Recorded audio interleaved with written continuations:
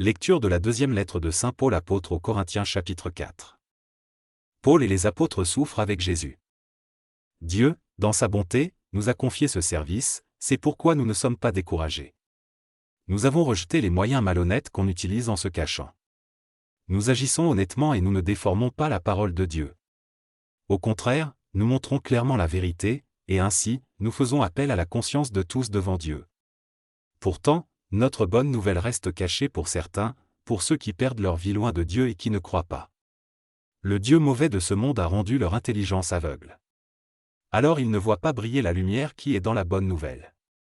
C'est la lumière de la gloire du Christ, lui qui est l'image de Dieu. Non, ce que nous annonçons, ce n'est pas nous-mêmes, mais Jésus-Christ le Seigneur. Et nous sommes vos serviteurs à cause de Jésus. Dieu a dit, que la lumière brille au milieu de l'obscurité. Et c'est lui-même qui a brillé dans nos cœurs. Il a voulu nous éclairer, en nous faisant connaître sa gloire, qui brille sur le visage du Christ. Mais nous qui portons ce trésor, nous sommes comme des plats en argile. Ainsi, on voit bien que cette puissance extraordinaire vient de Dieu, et non de nous. Les gens nous attaquent de tous côtés, mais nous ne sommes pas écrasés. Ils nous font beaucoup de difficultés, mais nous ne sommes pas abattus. Ils nous font souffrir, mais Dieu ne nous abandonne pas. Ils nous jettent par terre, mais nous ne sommes pas tués. Nous portons toujours la mort de Jésus dans notre corps, alors on peut voir aussi la vie de Jésus dans notre corps. Nous sommes vivants, mais nous risquons sans arrêt la mort à cause de Jésus.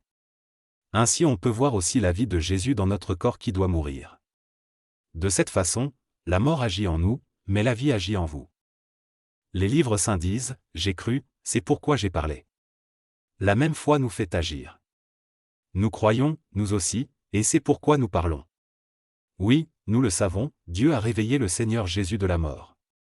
Il nous réveillera, nous aussi, avec Jésus et il nous placera avec vous, auprès de lui. Tout ce qui arrive, c'est pour vous.